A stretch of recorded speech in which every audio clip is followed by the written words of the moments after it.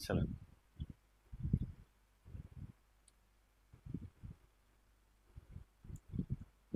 Hello दोस्तों, नमस्कार। क्या हाल चाल। टीचर्स एकेडमी परिवार में आप सभी का स्वागत। मैं अनुजय मिश्रा। फिर से हम लोग सीडीपी के उस प्रैक्टिस सेशन की शुरुआत करते हैं जिसका आप बहुत ही बेसब्री से इंतजार कर रहे हैं। भाई आज डेट भी आ चुका है, तो हम लोग तो भाई लगातार मेहनत कर ही रहे हैं। तो उसी मेहनत के सिलसिले को थोड़ा सा और बेहतर किया जाए, सुनिश्चित किया जाए, ताकि बच्चों का जो एक इंतजार है लंबे समय से डेट को लेकर समाप्त हो और आगे की तैयारी शुरुआत रहे। तो चलिए शुरुआत करते हैं आज की प्रैक्टिस सेशन में। पहले प्रश्न के देखते हैं हम लोग। ये आज का पहला प्रश्न आपके बोर्ड पर है, देखेंगे। पहला आज का प्रश्न है कि बुनियादी स्तर पर मातृभाषा में शिक्षा देना बेहतर है क्योंकि यह ऑप्शन आपके पास है, बच्चों में आत्मविश्वास का विकास करेगा, अधिगम को सरल बनाएगा, बौद्धिक विकास में सहायता करेगा और प्राकृतिक वातावरण में बच्चों को सीखने में सहायता करेगा। चलें, क्वेश्चन है कि बुनियादी स्तर पर मातृभाषा में शिक्षा देना बेहतर है क्योंकि यह ऑप्शन 4 दिए हुए हैं। इन 4 ऑप्शन में किसी एक ऑप्शन का फटाफट आप लोग चयन करें कि क्या सही ऑप्शन होगा इस प्रश्न का।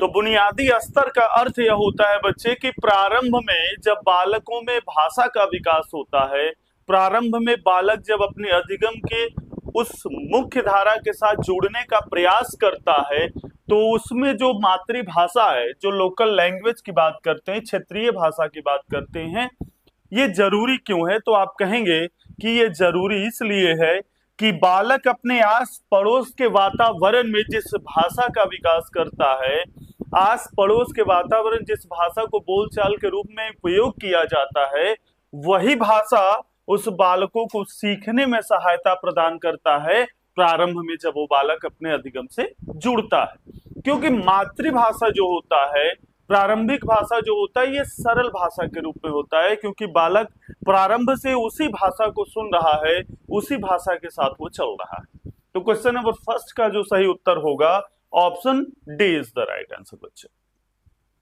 नेक्स्ट प्रश्न है, श्याम पट पर लिखते समय सबसे महत्वपूर्ण क्या है?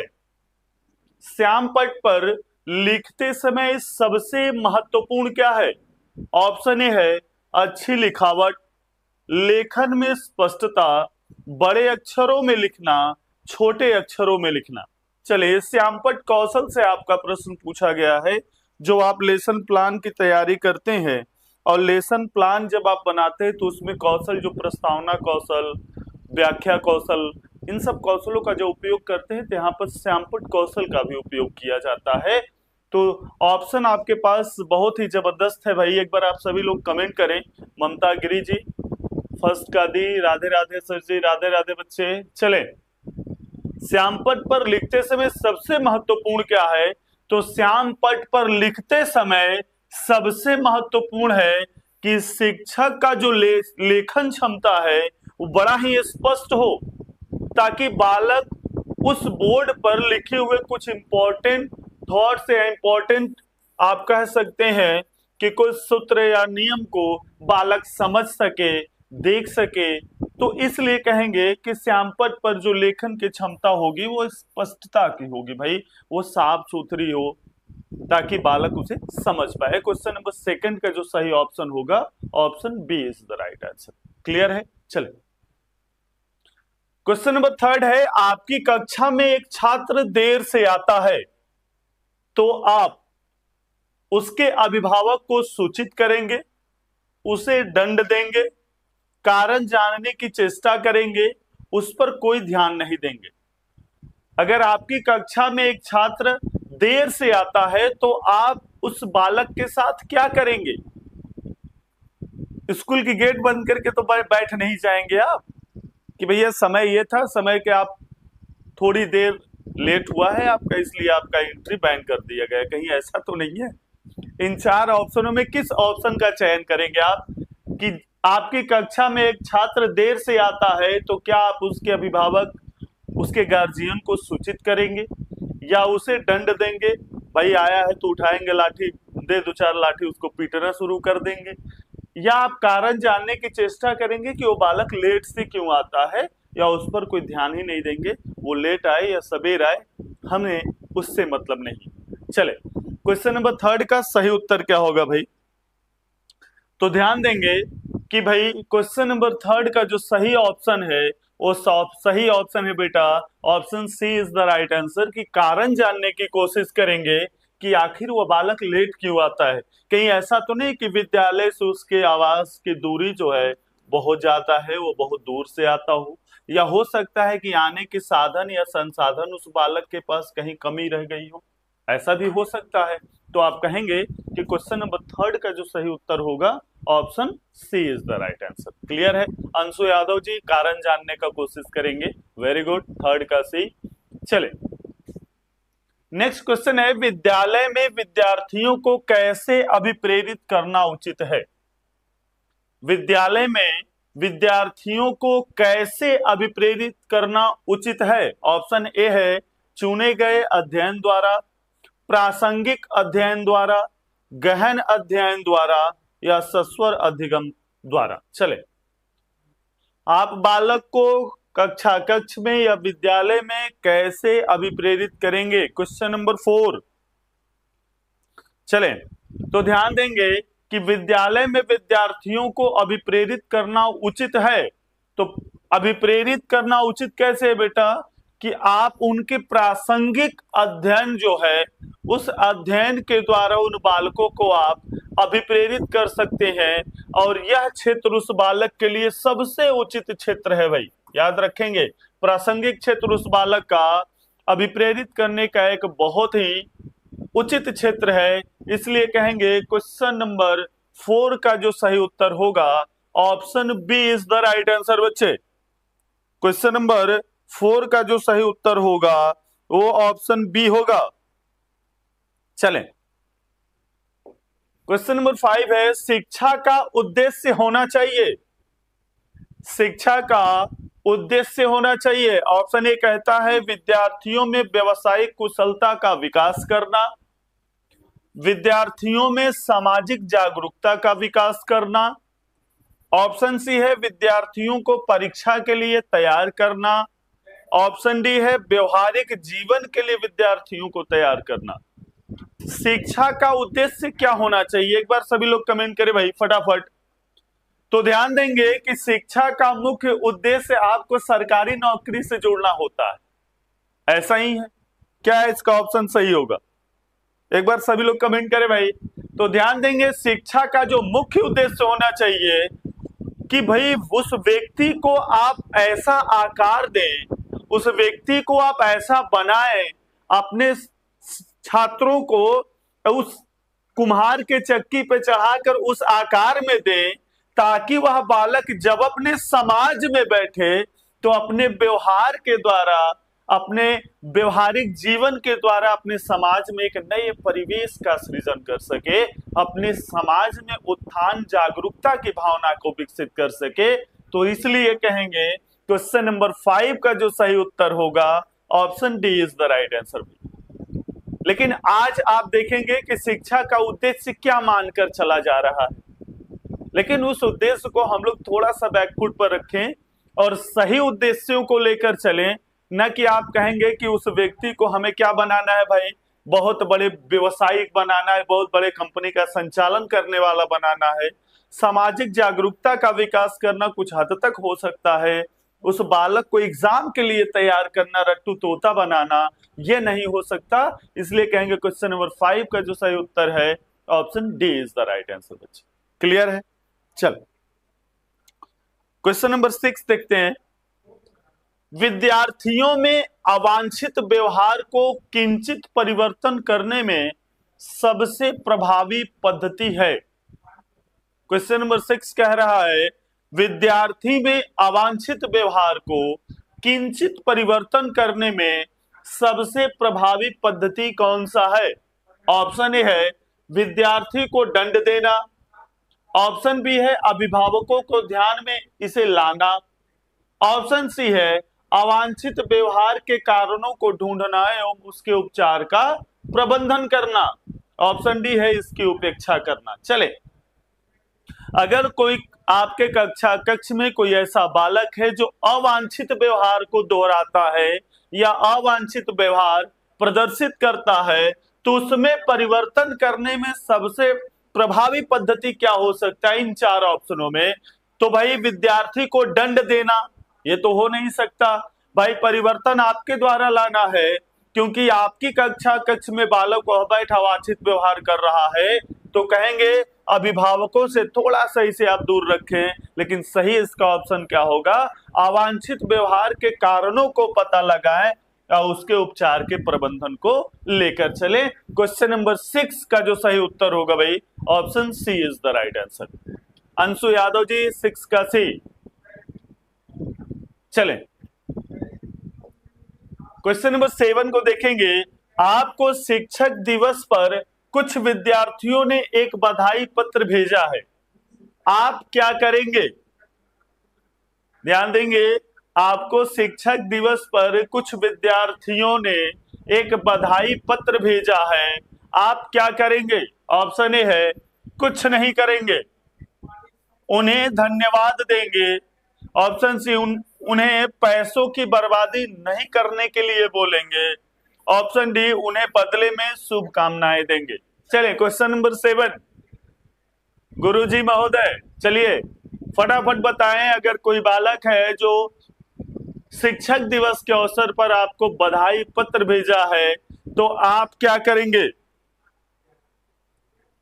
तो ध्यान देंगे कि अगर कोई बालक शिक्षक दिवस के मौके पर आपको अगर बधाई पत्र भेजा है तो आप सीधे कहेंगे भैया धन्यवाद, थैंक यू सो मच, बेहतर है। इसलिए कहेंगे क्वेश्चन नंबर 7 का जो सही उत्तर होगा option B is the right answer. बच्चे बहुतायत बच्चों का बहुत ही कमेंट शानदार आ रहा है भाई, सभी का जवाब सही है। चलिए क्वेश्चन नंबर 8 देखेंगे। जब एक विद्यार्थी असफल होता है तो समझा जाता है कि, जब एक विद्यार्थी असफल होता है तो समझा जाता है कि पद्धति असफल है, शिक्षक असफल है, पाठ्य पुस्तकें असफल है, यह व्यक्तिक असफलता है। चलें, जब एक विद्यार्थी असफल होता है तो समझा जाता है कि पद्धति असफल है, शिक्षक असफल है, पाठ्य पुस्तकें असफल है या यह व्यक्तिगत असफलता है। चलें क्वेश्चन नंबर 8 का सही उत्तर क्या होगा? तो ध्यान देंगे, जब एक विद्यार्थी असफल होता है तो समझा जाता है कि, सभी लोग कमेंट करें भाई, बहुत ही जबरदस्त प्रश्न है।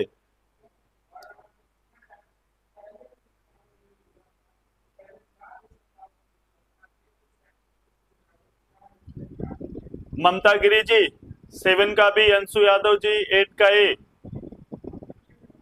सभी लोग कमेंट करें। जब एक विद्यार्थी असफल होता है तो समझा जाता है कि, भाई तो ध्यान देंगे, जब एक विद्यार्थी असफल हो तो समझा जाता है कि यह जो असफल है वह उसके व्यक्तिक असफलता है। क्योंकि अब यहां से आप लेकर आगे की ओर चलें कि भाई उसी कक्ष में भाई 50 विद्यार्थी बैठे हो और 50 विद्यार्थी में कोई एक विद्यार्थी असफल हो, यह उसकी व्यक्तिगत असफलता है। क्योंकि 49 विद्यार्थी के लिए वह क्या है बेटा, पद्धति असफल नहीं था, शिक्षक असफल नहीं था, अगर पाठ्य पुस्तक असफल नहीं था, तो कहीं ना कहीं उस बालक को मानसिक रूप से आप उसको अगर समझें तो वह बालक किस पद्धति के साथ जुड़ रहा है, तो यह एक प्रकार का विकार हो सकता है भाई, कि शिक्षण कौशल उसे समझ में नहीं आया, शिक्षकों के द्वारा उपयोग किए गए सिद्धांत समझ में नहीं आए, तो ये क्या है बेटा, यह एक व्यक्तिगत के रूप में देखा जाएगा कि वह बालक असफल हुआ है। क्वेश्चन नंबर 8 का जो सही उत्तर होगा option D is the right answer. बच्चे क्लियर है? चले, नहीं सर जी डी नहीं होगा, पद्धति असफल होगा, तो मैं ये कहना चाहता हूं भाई कि यहाँ पे शिक्षक भी असफल होगा। ध्यान देंगे, एक बालक अगर बार बार असफल हो रहा है तो बाल बाल असफल होने में शिक्षक के द्वारा उपयोग किए गए बेटा कौशल भी तो गलत हो सकते हैं, जिससे वह बालक असफल हो रहा है। मैं ये कह सकता हूं कि हो सकता है कि बालक बार बार असफल हो रहा है, तो वह पाठ्यक्रम जो उस बालक को असफल कर रहा है, लेकिन बहुतायत में बालकों को सफल भी तो कर रहा है। उन पद्धति को लेकर चले आप, जैसे ध्यान देंगे कि व्यक्तिगत विभिन्नता के कारण बालकों में असफलता आ सकती है। कारण कि बेटे अगर 10 बच्चे हैं तो व्यक्तिगत विभिन्नता 10 प्रकार की वहां पर होगी। 9 बच्चे अगर बेहतर तरीके से इस पाठ्यक्रम के साथ जुड़कर आगे बढ़ रहे हैं तो बेटा फिर एक बच्चा कैसे पीछे रह रहा है? कहीं ऐसा तो नहीं कुछ बालकों में किसी भी प्रकार का विकार है? ठीक है, क्योंकि पद्धति में शिक्षक, पाठ्यक्रम, माहौल, विद्यालय, समय सारणी, सारी चीजें शामिल होते हैं। तो बेटा अगर पद्धति अगर इसका असफलता का होगा तो इन 9 के लिए इसी पद्धति सफलता के रूप में भी तो होगी। उस बच्चे की जांच होनी चाहिए। ठीक है बेटा, क्लियर है? चले क्वेश्चन नंबर 9 को देखते हैं। किसी विद्यार्थी की सबसे महत्वपूर्ण विशेषता क्या है? किसी भी विद्यार्थी की सबसे महत्वपूर्ण विशेषता क्या है? उत्तरदायित्व की अनुभूति, ईमानदारी, सहभागिता या आज्ञाकारिता? तो किसी भी विद्यार्थी की सबसे महत्वपूर्ण जो विशेषता है, वह सबसे महत्वपूर्ण विशेषता किससे जुड़ता है बेटा? तो कहेंगे क्वेश्चन नंबर 9 का जो सही उत्तर होगा option D is the right answer भाई। आज्ञाकारिता जो है यह विद्यार्थी की सबसे महत्वपूर्ण विशेषता के रूप में माना जाता है। इसलिए क्वेश्चन नंबर 9 का क्या होगा भाई? Option D for dog is the right answer. Clear है? चले, आप किसी कक्षा में पाठ पढ़ाते हैं और एक विद्यार्थी विषय से असंबद्ध प्रश्न पूछता है, आप क्या करेंगे? आप किसी कक्षा में पाठ पढ़ाते हैं और एक विद्यार्थी विषय से हटकर एक प्रश्न पूछता है, असंबद्ध मतलब विषय का कोई संबंध नहीं है, तो आप क्या करेंगे? ऑप्शन ए है उसे असंबद्ध प्रश्न पूछने की अनुमति देंगे, उसे असंबद्ध प्रश्न पूछने की अनुमति नहीं देंगे, उसे गैर अनुशासित समझकर दंडित करेंगे, कक्षा के बाद प्रश्न का उत्तर देंगे। क्वेश्चन नंबर 10, ये अक्सर कक्ष में होता है कि आप पढ़ा कुछ और रहे हैं और बालकों के मन में, मस्तिष्क में कुछ और चल रहा है। आप पढ़ा रहे हैं कुछ और, प्रश्न पूछा जा रहा है किसी और सब्जेक्ट के संबंध से, किसी और मुद्दे से संबंधित, तो आप वहां पर क्या करेंगे? ये 4 ऑप्शन आपको दिए गए हैं। चलिए, तो ध्यान देंगे कि बालकों के द्वारा अगर प्रश्न पूछा जा रहा है, प्रश्न भले ही असंबद्ध हो उस विषय से, लेकिन आप ये कतई नहीं कहेंगे कि भाई आप प्रश्न ना पूछें, आपको दंडित किया जाएगा। उसे असंबद्ध प्रश्न पूछने की अनुमति देंगे, बल्कि अगर असंबद्ध प्रश्न पूछा गया है तो आप कहेंगे कि बेटा आपको उत्तर मिलेगा, पहले इस विषय को संचालित होने दें और अंत में उस बालक के प्रश्न का उत्तर देकर निकल जाएं, कोई दिक्कत नहीं है। क्यों? क्योंकि अगर उसी समय अगर आप उसके प्रश्नों का जवाब देना शुरू कर देंगे तो वह विषय जो आप लेकर चल रहे थे और उस बालक के द्वारा जो प्रश्न पूछा गया, उस प्रश्न को आप कोलैबोरेट नहीं कर पाएंगे, सहसंबंध जोड़ नहीं पाएंगे, और अन्य जो बालक हैं कक्षा में उपस्थित हैं उन्हें कठिनाई महसूस होगी। इसलिए आप क्वेश्चन नंबर 10 का जो सही उत्तर मारेंगे, क्या मारेंगे भाई? Option D is the right answer भाई। क्लियर है? समझ पा रहे हैं इस प्रश्न को? आप बालक को किसी भी प्रकार के प्रश्न को पूछने में आप किसी भी प्रकार की कोई भी दंड की संभावना या उन बालकों को किसी भी प्रकार का रोकथाम न करें, उन बालकों को प्रश्न पूछने दें। अगर विषय से सहसंबंध हो तो तुरंत उस प्रश्न का जवाब दें, अगर विषय से असंबंध जुड़ा हो तो आप लास्ट में निकलते समय जब आप प्रश्नों को उत्तर देते हैं तो आप दे सकते हैं। लेकिन आप नहीं देंगे तो वही बालक कहेगा कि गुरुजी को कुछ नहीं आता, जो मैं पूछा था देखे फंस गए, उनको कोई जवाब ही नहीं आता। लेकिन अगर प्रेजेंट टाइम में देना शुरू करेंगे तो प्रश्न तो ऐसे ही विषय से असंबंध है, जुड़ा हुआ नहीं है, तो उस समय अन्य बालकों को तकलीफ हो सकती है, कठिनाई हो सकती है इसे समझने में। चले, क्वेश्चन नंबर 11 कहता है एक प्रसम्य 12 वर्ष की आयु के बच्चे में सबसे अधिक होने की संभव है। एक प्रासम्य 12 वर्ष की आयु के बच्चे में सबसे अधिक होना संभव है। कुल प्रेरक समन्वय में कठिनाई, वयस्कों को खुश करने के बारे में दुश्चिंता की अनुभूति, अब और यहां से उसकी रुचियों को सीमित करना, समकक्षी के अनुमोदन के लिए बेचैनी। चले, क्वेश्चन नंबर 11 का सही उत्तर क्या होगा, एक बार सभी लोग कमेंट करें।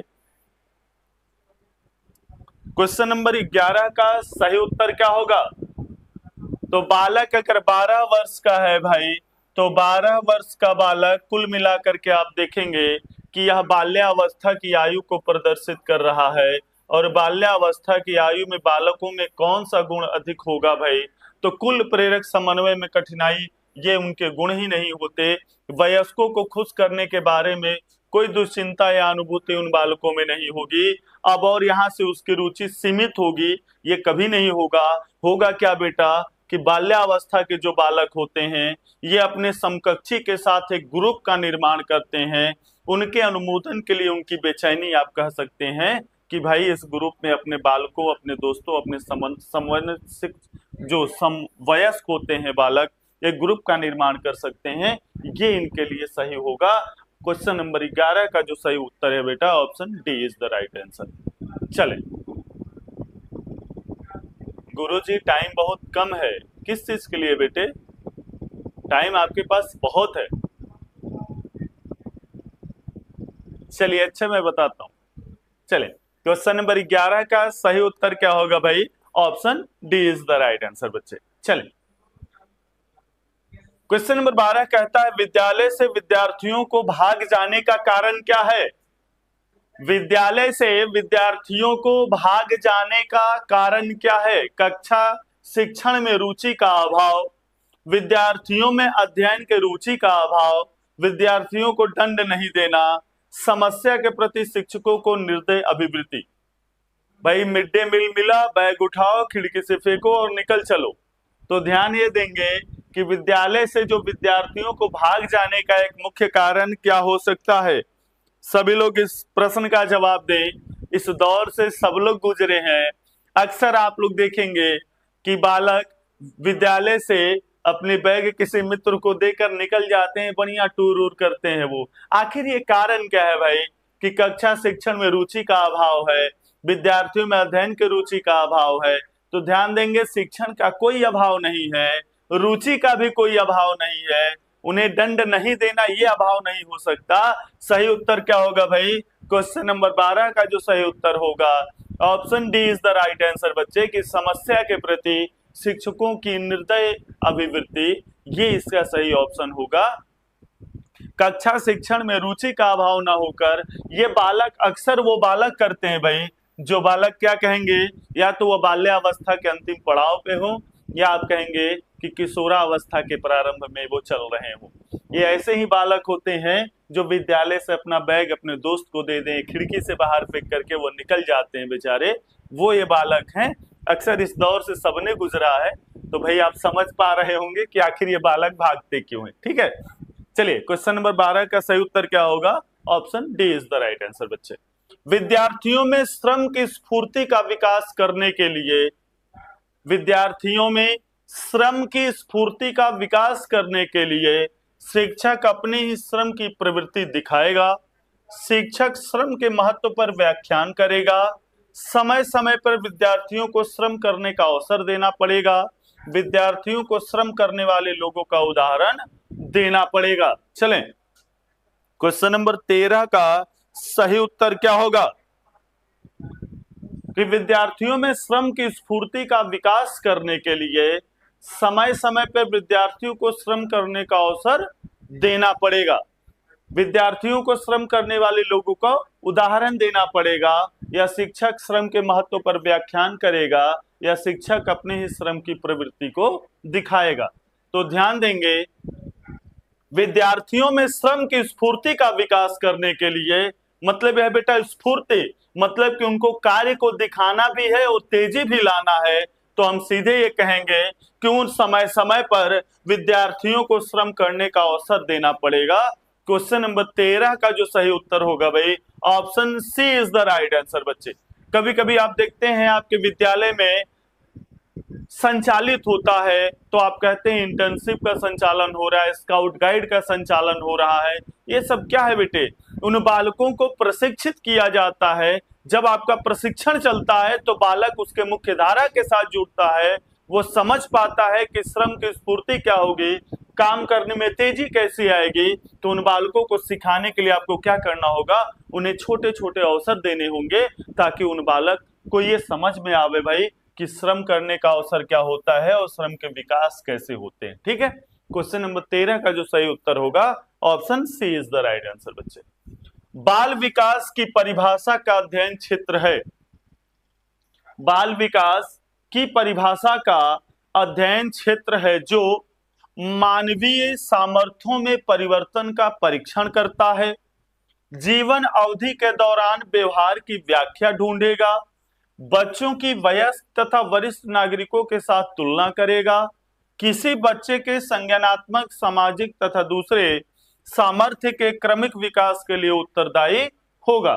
चलें, क्वेश्चन नंबर 14 का सही उत्तर क्या होगा, एक बार सभी लोग कमेंट करें भाई कि बाल विकास की परिभाषा का अध्ययन क्षेत्र है जो, तो ध्यान देंगे, जो किसी भी बच्चे के संज्ञानात्मक, सामाजिक तथा दूसरे सामर्थ्य के क्रमिक विकास के लिए उत्तरदायी होगा। यह बाल विकास का मुख्य क्षेत्र है भाई। क्वेश्चन नंबर 14 का जो सही उत्तर होगा option D is the right answer. बच्चे, क्वेश्चन नंबर 14 का ऑप्शन डी क्यों होगा, क्योंकि बाल विकास जब आप पढ़ना शुरू करते हैं तो बाल विकास के अंदर बालकों का सामाजिक विकास, उनके संज्ञानात्मक विकास, उनके शारीरिक विकास, उनके भावात्मक, आप ये कह सकते हैं कि बालकों के चहुदिशी विकास की परिकल्पना आपके बाल विकास में रखा जाता है कि बालक प्रारंभ से लेकर शैशवावस्था से लेकर किशोरावस्था तक अपना किन किन क्षेत्रों में कैसे विकास करता है। इसलिए क्रमिक विकास का उत्तरदायी होगा क्वेश्चन नंबर 14 का जो सही उत्तर है भाई option D is the right answer. Clear है? चलें, क्वेश्चन नंबर 15 कहता है प्राथमिक शिक्षक के लिए बाल मनोविज्ञान का ज्ञान आवश्यक है क्योंकि यह बच्चों को अनुशासित बनाने में सहायता करता है, परीक्षा में परिणाम में उन्नति होती है, यह बच्चों को अभिप्रेरित करने के लिए सुविधाजनक तरीका बन जाता है, या यह बच्चों के व्यवहार को समझने में शिक्षक की सहायता करता है। उम्मीद है इस प्रश्न का जवाब सभी के द्वारा सही आएगा, उचित आएगा, क्योंकि सभी मेरे छात्रगण, मेरे भाई, मेरे बंधु, आप इसी क्षेत्र में शिक्षक बनने जा रहे हैं। जो यह प्रश्न आपको पूछ रहा है कि प्राथमिक शिक्षक के लिए बाल मनोविज्ञान का ज्ञान आवश्यक क्यों है, क्योंकि आपको टेट पास करना है, काम खत्म, सीटेट पास करना है, बस हो गया, ज्यादा से ज्यादा सुपर टेट में पढ़ लेंगे, शिक्षक बनेंगे, कोई इंपॉर्टेंस तो है नहीं इसके। चले एक बार कमेंट करें सभी लोग, इसका सही उत्तर क्या हो सकता है भाई।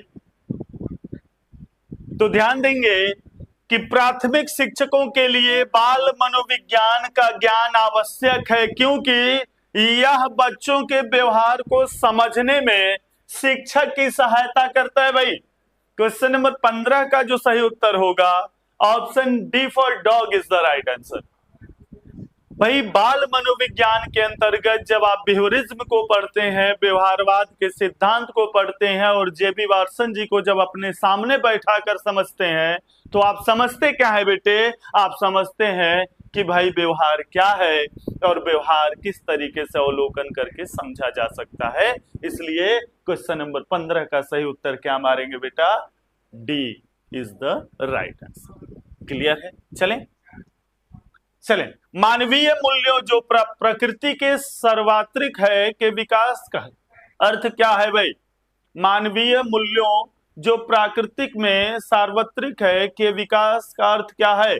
ऑप्शन ए कहता है मतारोपण, अंगीकरण, अनुकरण या अभिव्यक्ति। क्वेश्चन नंबर 16 देखेंगे, आप समझ पा रहे हैं इस प्रश्न को। मानवीय मूल्य जो प्रकृति में सार्वत्रिक है के विकास का अर्थ क्या हो सकता है। तो ध्यान देंगे, मानवीय मूल्य जो प्राकृतिक में सर्वत्र रूप से अपना फैलाव लेकर बैठा है के विकास का अर्थ है, आप ध्यान देंगे तो बेटा आपको समझ में आएगा कि क्वेश्चन नंबर 16 का सही उत्तर क्या हो सकता है। शुभम पांडे जी 16 का डी, ममता गिरी जी 15 का डी, अच्छा कोई बात नहीं, मनीष सिंह कौशिक जी डी, अभिव्यक्ति मानवीय मूल्यों जो प्राकृतिक में सर्वत्र रूप से फैला हुआ है के विकास का अर्थ क्या है भाई?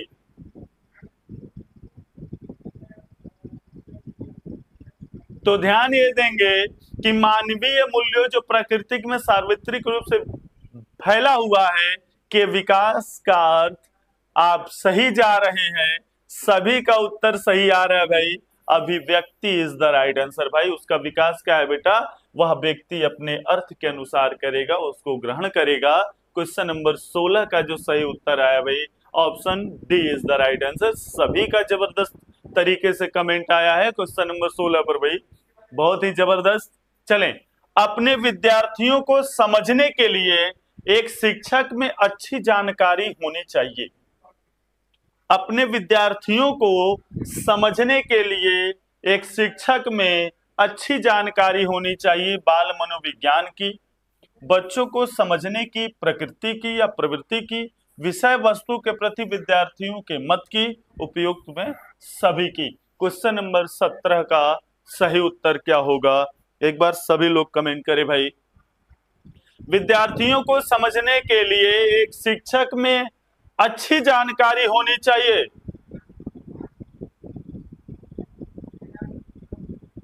एक विद्यार्थी को समझने के लिए एक शिक्षक में अच्छी जानकारी होनी चाहिए। तो अभी आपने पूर्व में देखा भाई कि बाल मनोविज्ञान की भी जानकारी होनी चाहिए। बालक में कितनी समझ की कैसी प्रवृत्ति है, बालक किस तरीके से समझ सकता है विषय वस्तु को, इसकी जानकारी होनी चाहिए। विद्यार्थियों के मत की जानकारी होनी चाहिए कि वह विषय वस्तु की ओर कैसे चल रहा है। आप कहेंगे कि भाई D for dog is the right answer भाई। उपयुक्त सभी इस प्रश्न का सही उत्तर है, सभी ने इसका सही उत्तर दिया भाई। अपने विद्यार्थी को समझने के लिए आप एक अच्छे शिक्षक तभी बन सकते हैं जब ये सभी ऑप्शन आपके मत में हो। इसलिए क्वेश्चन नंबर 17 का सही ऑप्शन क्या होगा? Option D is the right answer. निम्न में से किस स्तर में बच्चे अपने समकक्षी वर्ग के सक्रिय सदस्य बनते हैं? अपने विद्यार्थी देखेंगे निम्न में से किस स्तर में बच्चे अपने समकक्षी वर्ग के सक्रिय सदस्य बनते हैं? ऑप्शन ए है किशोरावस्था, वयस्कावस्था, प्राक्य बाल्यावस्था या बाल्यावस्था। क्वेश्चन नंबर 18 का सही उत्तर क्या होगा बच्चे?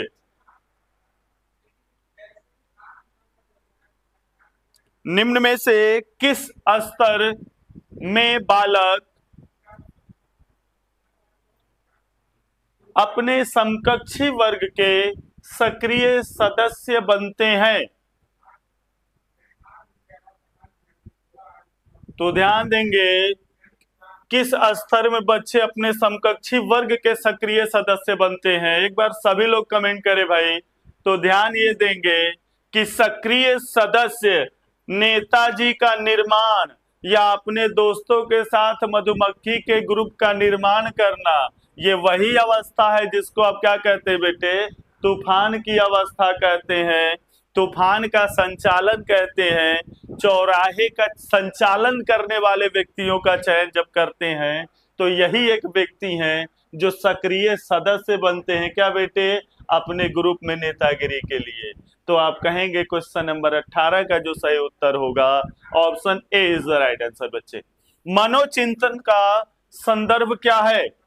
मनोचित्रण का संदर्भ है ऑप्शन ए अर्थग्रहता को बढ़ाने का एक तकनीक है, जोखिम भरे कार्य के लिए कर्म का योजना है, मन का चित्र खींचना है, मन के प्रकार का अन्वेषण है। क्वेश्चन नंबर 19 का सही उत्तर क्या होगा भाई? मनोचित्रण के संदर्भ में सही उत्तर क्या होगा? तो ध्यान देंगे मनोचित्रण का संदर्भ इस संदर्भ से जुड़ा होता है कि भाई आपके मन के जो प्रकार हैं मन में विभिन्न प्रकार के जो चित्रण आपने लेकर बैठा है उसकी अन्वेषण, उसकी खोज या उसमें सुदृढ़ता प्रदान करना, इसका सही उत्तर होगा भाई मनोचित्रण। का संदर्भ क्या है? तो आप कहेंगे कि मन के प्रकार का अन्वेषण करना, मन में जितने भी प्रकार के थॉट्स आपके बैठे हुए हैं उनकी खोज करना, उनमें संशोधन करना, यही इसका सही उत्तर होगा। क्वेश्चन नंबर 19 का सही उत्तर क्या है भाई? Option D is the right answer बच्चे। चले,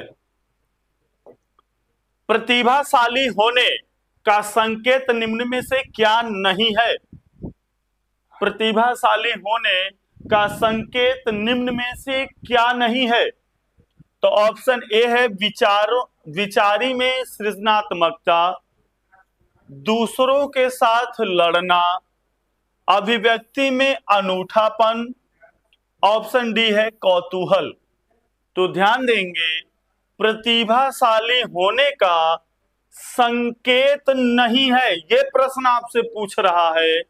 तो कौतूहल मतलब कि बालकों में अपने विचारों को लेकर जो हलचल चलता है ये प्रतिभाशाली होने का संकेत है।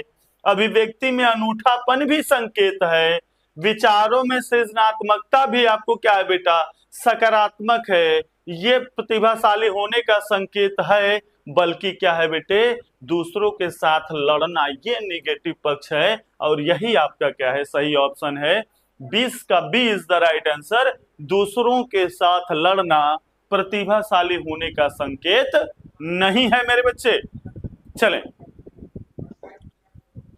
बालिका शिक्षा को महत्ता देना उचित है। बालिका शिक्षा को महत्ता देना उचित है क्योंकि बालिकाएं बालकों से अधिक बुद्धिमती होती हैं भाई। बालिकाएं बालकों से अल्पसंख्यक होती हैं। अतीत में बालिकाओं को बुरी तरह से विभेजित किया जाता है। किसी सामाजिक परिवर्तन के नेतृत्व में केवल बालिकाएं ही समर्थ होती हैं। चलिए भाई, बालिकाएं क्या होती हैं एक बार आप लोग भी बताएं, एक बार आप लोग भी बताएं भाई कि बालिका शिक्षा को महत्ता देना उचित क्यों है? क्योंकि आप लोग बहुत ही जबरदस्त तरीके से सेशन का संचालन कर रहे हैं, तो उम्मीद है कि आप इस प्रश्न का जवाब भी बहुत ही जबरदस्त तरीके से देंगे। तो आप जरा फटाफट कमेंट करें भाई, बालिका शिक्षा को महत्ता देना उचित क्यों है?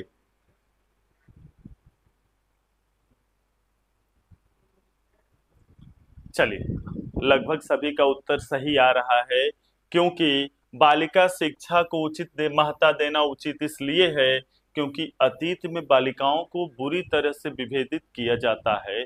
क्योंकि जैसे ही आप देखेंगे यह समाज का एक कुंठापन है भाई, यह समाज की क्या है?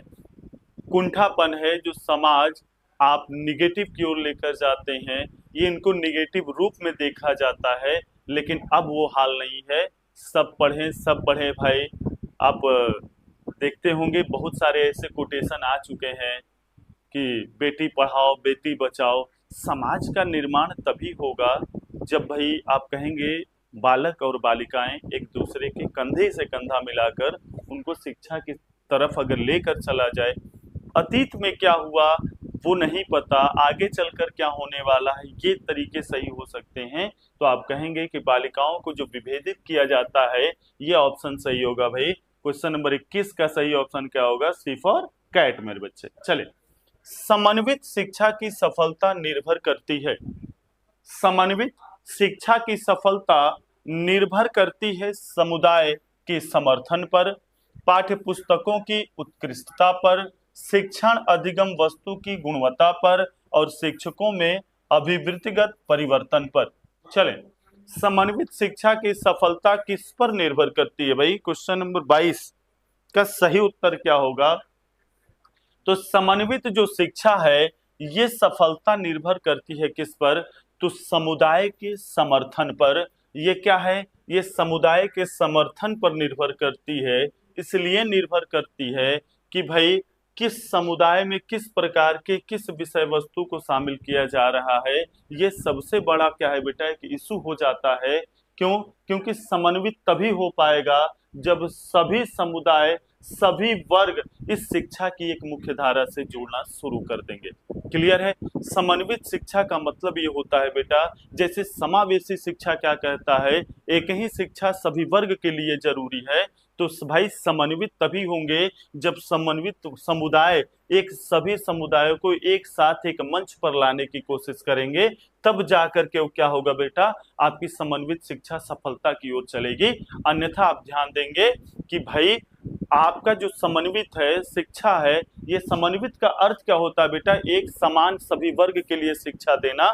तो एक समान सभी वर्ग के लिए शिक्षा तभी हो पाएगा जब सभी समुदाय उस शिक्षा को एक समान लेकर चलेंगे। दरअसल आप देख रहे होंगे, अभी इसका मैं एक उदाहरण दे दूं, NEP 2020 को जब आप देखना शुरू करेंगे, जब आप NEP पढ़ेंगे तो बेटा देखेंगे कि कई ऐसे राज्य में, कई ऐसे क्षेत्र हैं जो इस NEP की अवहेलना कर रहे हैं। किस लिए बेटा?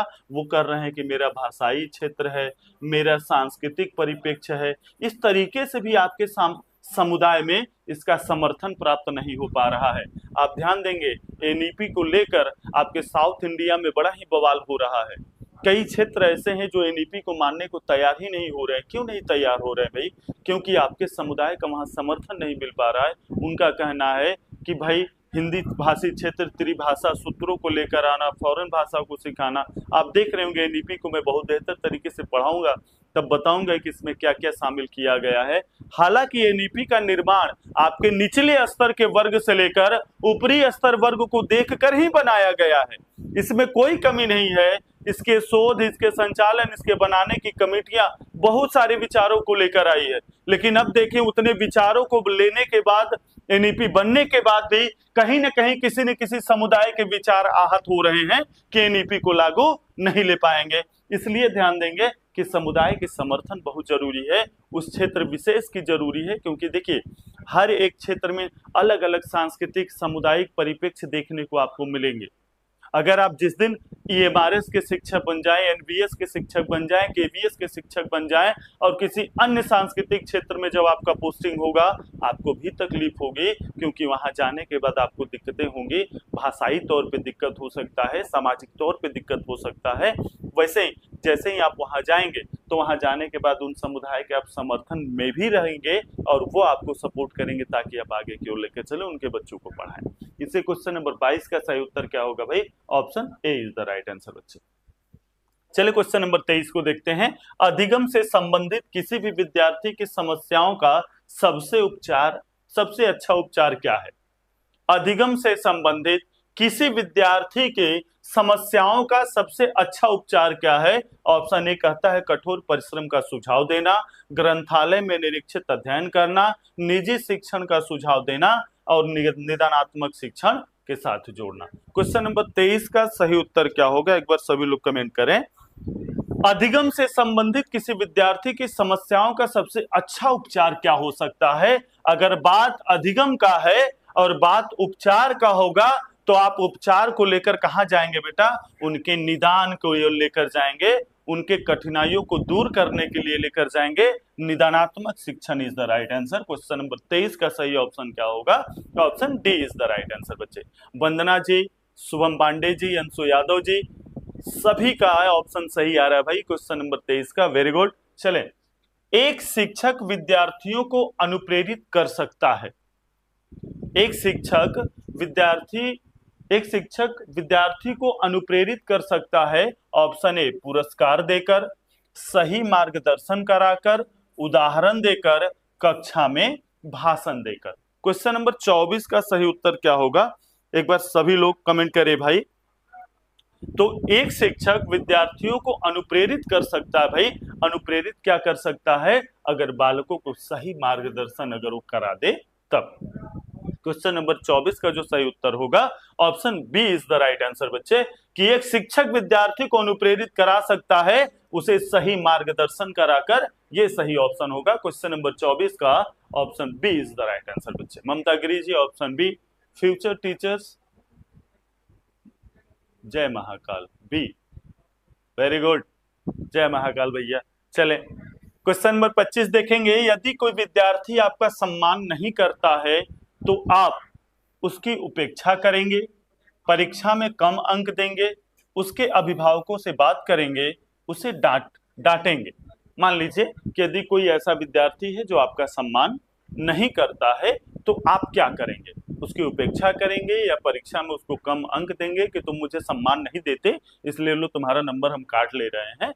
और भाई कक्षा कक्ष में अगर वो बालक भी बैठा है तो आप उसकी उपेक्षा करेंगे कि हटाओ कोई बात नहीं है, उसके अभिभावक से बात करेंगे और उसको डांटना शुरू कर देंगे। इसका सही ऑप्शन क्या हो सकता है? एक बार सभी लोग कमेंट करें भाई। क्वेश्चन नंबर 25, तो ध्यान देंगे आप सभी का ये जवाब सही आ रहा है कि उसके अभिभावक से बात करेंगे कि भाई आपका बालक असामाजिक कैसे होता जा रहा है, समाज में इन सभी तथ्यों को कैसे वो दरकिनार करता चला जा रहा है कि समाज में बड़े छोटे, ये क्या है बेटा, बालकों में इसका विकास होना चाहिए। जैसे आप कहते हैं ना, जब आप लॉरेंस कोहलबर्ग पढ़ेंगे तो लॉरेंस कोहलबर्ग में नैतिकता का विकास क्या होता है? जन्मजात नैतिकता थोड़ी नहीं होती, ये तो नैतिकता अर्जित किया जाता है अवस्था के अनुसार। तो भाई नैतिकता कैसे बालकों में कम होती चली जा रही है? क्वेश्चन नंबर 25 का जो सही ऑप्शन होगा, option C is the right answer बच्चे। शिक्षण का सत्तावादी स्तर क्या है? शिक्षण का सत्तावादी स्तर है शिक्षक केंद्रित, छात्र केंद्रित, प्रधानाध्यापक केंद्रित या अनुभव केंद्रित। क्वेश्चन नंबर 26, शिक्षण का सत्तावादी स्तर क्या है? एक बार सभी लोग देखें इस प्रश्न को। शिक्षण का सत्तावादी स्तर क्या है?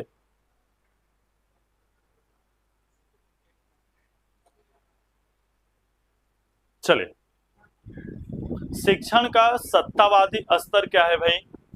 देखिए आप लोग सब गलत कर रहे हैं, सब लोग गलत कर रहे हैं, इसको सही तरीके से बेहतर करें। एक लोग सही अभी दिए हैं, Shubham Pandey ji, A very good.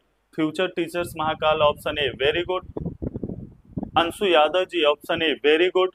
देखिए भाई, शिक्षण का जो सत्तावादी स्तर है वो सत्तावादी स्तर जुड़ा होता है शिक्षक के साथ।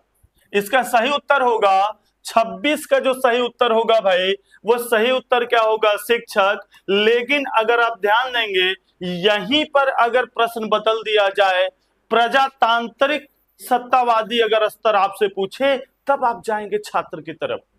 ध्यान देंगे आप लोग भाई, जब शिक्षण का सत्तावादी स्तर पूछेगा तो भाई भले ही शिक्षा का संचालन छात्र केंद्रित हो रहा है, लेकिन सत्ता के मुख्य धारा पे बैठा हुआ व्यक्ति कौन है? शिक्षक। लेकिन अगर प्रजातांत्रिक रूप से अगर आप देखेंगे कि यह सत्तावादी कहां पर जा रहा है, तो जब प्रजातांत्रिक रूप से आप बालकों को देखेंगे तो ये चला जाएगा प्रजातांत्रिक स्तर पर छात्र की तरफ चला जाएगा। लेकिन सत्तावादी के रूप में अगर देखेंगे तो शिक्षक के रूप में रहेगा, क्योंकि देखिए विद्यालय का संचालन शिक्षक ही करेगा। वहां पर जो मुखिया के रूप में बैठे हैं वो शिक्षक ही बैठे हैं। भले वो पूरी की पूरी माहौल या वातावरण वहां का बालकों के अनुरूप क्यों न बनाया जाए, लेकिन वह प्रजातांत्रिक रूप होगा। बालक स्वतंत्र रूप से अपने विषय वस्तु अपने शिक्षकों के द्वारा दिए गए ज्ञान का अर्जन करेंगे। लेकिन सत्ता की बात अगर करेंगे तो ये कहाँ जाएगा बेटा? ये शिक्षक के लिए जाएगा। ठीक है, चल क्वेश्चन नंबर 27 को देखते हैं। चरित्र का विकास होता है, जरा बताओ भाई। चलो भाई, चरित्र का विकास होता है, कैसे होता है चरित्र का विकास? इच्छा शक्ति के द्वारा, बर्ताव एवं व्यवहार के द्वारा, नैतिकता के द्वारा, उपयुक्त सभी के द्वारा। कैरेक्टर का निर्माण कैसे होता है भाई? चरित्र का विकास, चरित्र का विकास होता है तो ध्यान देंगे, चरित्र का विकास आपका इच्छा शक्ति के द्वारा भी होता है, बर्ताव और उसके व्यवहार के द्वारा होता है। जैसा जो व्यक्ति आपके सामने बर्ताव व्यवहार करेगा, उसके सामने आप भी वैसा ही व्यवहार करेंगे, मुझे पता है। नैतिकता के द्वारा, तो आप कहेंगे क्वेश्चन नंबर 27 का जो सही उत्तर है बेटा, option D is the right answer बेटा। चरित्र का विकास होता है, इच्छा शक्ति के द्वारा भी होता है, बर्ताव व्यवहार के द्वारा भी होता है, नैतिकता के द्वारा भी होता है। इसलिए कहेंगे 27 का D for dog is the right answer. निम्न में से कौन सा शिक्षण अधिगम का स्तर नहीं है? विभेदीकरण स्तर, स्मृति स्तर, चिंतनशील स्तर या समझ स्तर। चले, निम्न में से कौन सा शिक्षण अधिगम का स्तर नहीं है? Question number 28। तो कोशिश करेंगे कि इसका सही उत्तर आप दें। शिक्षण अधिगम का स्तर नहीं हो सकता तो हम कहेंगे समझ स्तर क्या है बेटा, ये शिक्षण का स्तर है। चिंतनशील स्तर भी शिक्षण अधिगम का स्तर है। स्मृति स्तर भी जुड़ा होता है शिक्षण अधिगम के साथ, बल्कि विभेदीकरण स्तर क्या है बेटा, ये शिक्षण अधिगम का स्तर नहीं हो सकता। क्वेश्चन नंबर 28 का जो सही उत्तर होगा option A is the right answer. बच्चे आप सभी लोग कमेंट करते रहे। अब आज का सबसे लास्ट प्रश्न ये है, सेकंड लास्ट प्रश्न है, यदि एक विद्यार्थी कक्षा में भाग लेने से संकोच करता है तो आप उससे प्रश्न नहीं पूछेंगे। जिन प्रश्नों के उत्तर वह दे सकता है केवल उन्हीं प्रश्नों को पूछेंगे। उन प्रश्नों को नहीं पूछेंगे जिसके उत्तर उसके सामर्थ्य से बाहर हो, जिसके कारण वह कक्षा में उपहास का पात्र बन सकता है। ऑप्शन डी कहता है उससे केवल तब प्रश्न पूछेंगे जब वह उसके उत्तर देने के लिए उत्साहित होगा। चलें, क्वेश्चन नंबर 29 का सही उत्तर क्या है, यदि एक विद्यार्थी कक्षा में भाग लेने से संकोच करता है तो आप क्या कहेंगे भाई। क्वेश्चन नंबर 29 तो कहेंगे कि इस बालक से प्रश्न मैं तभी पूछूंगा क्योंकि वो बालक कक्षा में भाग नहीं लेना चाहता या संकोच करता है। मैं उससे प्रश्न तभी पूछूंगा तब जब वह प्रश्न के उत्तर देने के लिए उत्साहित होगा, उत्सुक होगा कि मुझसे भी प्रश्न पूछा जाए, मैं भी इस प्रश्न की श्रृंखला के साथ जुड़ूं। क्वेश्चन नंबर 29 का सही उत्तर क्या होगा भाई, option D is the right answer. बच्चे क्लियर है। चले, आज का लास्ट प्रश्न है, शिक्षक का बर्ताव होना चाहिए, शिक्षक का बर्ताव होना चाहिए। सभी लोग फटाफट कमेंट करें। आज का यह लास्ट प्रश्न है कि शिक्षक का बर्ताव होना चाहिए, कैसा होना चाहिए भाई, प्रशासनात्मक होना चाहिए, शिक्षाप्रद होना चाहिए, आदर्शवादी होना चाहिए, निर्देशात्मक होना चाहिए।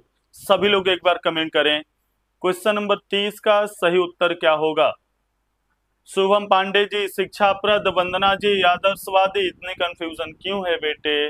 फ्यूचर टीचर्स जय महाकाल जी कैसे हैं, 30 के सी, वेरी गुड। चलिए आप सभी लोग कमेंट करते रहें। क्वेश्चन नंबर 30 का सही उत्तर क्या होगा, जरा फटाफट एक बार सभी लोग कमेंट करें जरा।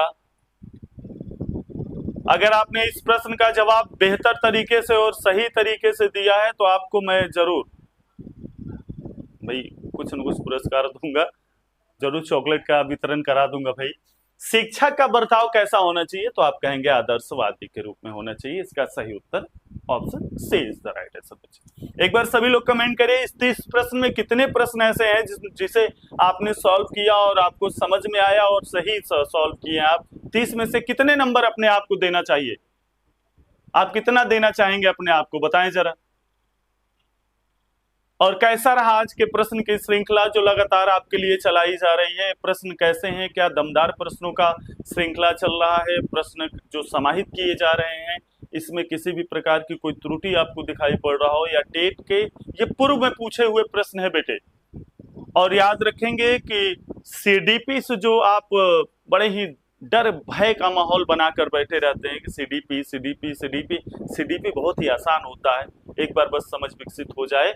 और सीडीपी से आसान तो मैं किसी विषय को नहीं समझता भाई कि सीडीपी से भी कुछ आसान हो सकता है। वंदना जी सर मुझे दीजिए चॉकलेट जरूर। आप प्रयागराज आए, प्रयागराज में मैं यहाँ पे हूँ और टीचर्स एकेडमी परिवार आपके लिए सदैव तत्पर है भाई। ऑनलाइन और ऑफलाइन आपकी बैचेज शुरू हो चुका है और ऑफलाइन में मैं ही क्लास ले रहा हूँ और ऑनलाइन में भी। एक बार आप लोग संस्थान में जरूर विजिट करें। और प्रश्न बहुत अच्छा है, चलिए वेरी गुड। तो ऐसे ही श्रृंखला लगातार मॉर्निंग 8 बजे से ही चल रहा है, 8 से 9 पहला क्लास मेरा ही होता है। तो एक बार आप लोग दमदार तरीके से अपने सेशन के साथ जुड़े रहिए। और बाय बाय गुरुजी, बाय बाय सभी को, थैंक यू सो मच।